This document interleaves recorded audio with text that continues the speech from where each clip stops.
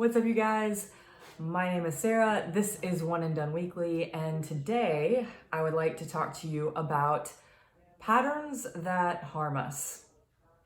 I'll start by sharing a pattern of my own that I dealt with for a long time in my life. At the height or the depth, we'll say, of me being stuck in my weight loss journey, this is a pattern that I would play on repeat. The pattern went something like this. I would have some kind of point of stress. I would turn my critical eye 100% and fully on my weight. So something would stress me out, and then suddenly I would think, Sarah, you're so fat. And then I would say, okay, that's it. I'm handling this tomorrow. And that would start me on maybe a day, maybe several days where I would underfeed myself. And by that, I mean, I would actually think the thought, okay, Sarah, your goal is to not get full tomorrow. Like if you need to go to bed hungry, go to bed hungry, but you're going to lose weight. And then that would only last for so many days. And then I would have some kind of a blowout or of some kind, right? Where I had to make up for all of that food that I had missed out on. And that cycle would repeat sometimes quite a bit. Sometimes it would repeat less depending on how little stress I was dealing with, but it was enough. It was powerful enough that you can imagine I was not going anywhere in my weight loss journey.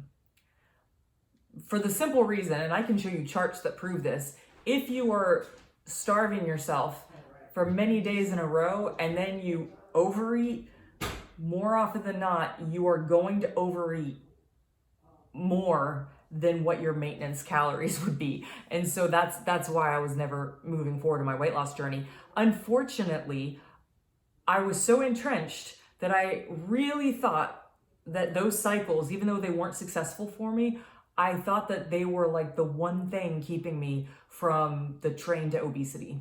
Like I really thought like, okay, I'm not losing the weight, but I know this is keeping me from gaining the weight. That was a problem, of course. Thankfully, I had a teacher and he didn't realize when he said this that he was speaking straight to my heart and about this very specific issue. He was just talking about general things, but he'd asked the question, what if the way you're looking at the problem is the problem? And that planted a seed for me and helped me start to discover that the impetus of that cycle never actually had to do with my weight. By that, I mean, the thing that led me to the thought of, Sarah, you gotta lose weight, it very rarely was me like walking in front of a mirror and not liking myself or something like that. It usually had something to do with some point of stress. By that, I mean something that either got me angry, made me want to run away, or made me shut down. Something around there that had really nothing to do with the weight would actually start this cycle. So what I discovered is the weight, although it correlated, it didn't cause it, right? And so that's when I discovered that the weight was a symptom, but the pattern was actually the problem. And that was pretty huge. So how did I get out of this? How was I able to break the cycle? Well, when I realized that, I was going to tell you guys that this was tough. When I realized that, I decided that whenever I felt the urge to starve myself, that was going to be my red flag that I needed to not, that I needed to do the opposite. So even though I wanted to wake up in the morning and, eat a salad and drink a cup of coffee, I was going to not let myself do that. I was going to eat a normal breakfast and just keep feeding myself. Y'all, this was tough. This was tough because at this point, this pattern of self-punishment, I had become so used to it that I really felt quite dependent on it. Like it just felt like it was almost oddly comforting in some weird way. And so it was hard. So for a long time, all I did was I just became aware of the red flag when it would happen. I just became aware of it. And then with time, as I became more aware of it, I stepped out on faith. Like I had to trust That by going against this pattern, I wasn't going to suddenly gain 50 pounds.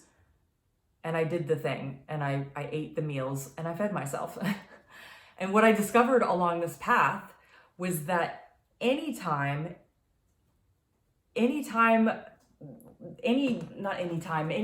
self-harming, self-punishment is really at its core a form of self-abandonment.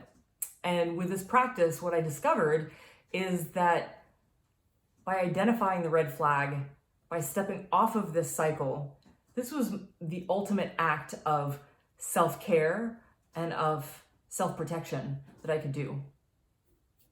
And it was powerful. Ultimately, I did it for probably about a year. And then that is what paved the way for me to realize, wait a minute, weight loss doesn't have to be as difficult as I've been making it with this crazy cycle. Weight loss is actually quite easy. I just need someone to walk me through it. And here we are today. So what can you do with this today? What I invite you to do today is to ask yourself, what cycle are you playing out in your life over and over and over again? This doesn't actually have to relate to weight. If it does, that's fine. If it relates to something else, that's great too. What is this thing that more often than not, when you're stressed, this is the cycle you play out? Now, I'll just let you know a hint. The cycle that I described to you guys, when I look back on it, I'm surprised I didn't it was like I was stuck in the movie Groundhog Day. I was Bill Murray at that point, and somehow it took me a long time to realize it and to wake up. And so this might be a cycle that when you just bring your awareness to it, you're like, oh my gosh, I've been doing that over and over and over again. That's fine. Or maybe it's more subtle. Like I said, the more entrenched you are in it, the more difficult it will be to identify. However, all I invite you to do is just identify the cycle. When you become aware of it, then you can come up with your own red flag. And friends, when you are able to identify that red flag, that thing that says like, hey, you're about to repeat it, guys, it's like your higher, wiser self is coming to you from the future and telling you like, no, honey, that's not for you. That's not helpful. You know what to do. Do what helps you, not what hurts you. And that's pretty powerful. So I hope this helps. If any of this, if you can relate to any of it, or you just have anything you want to share, feel free to comment below. And I hope you guys have a wonderful week, and we'll talk soon. Bye for now.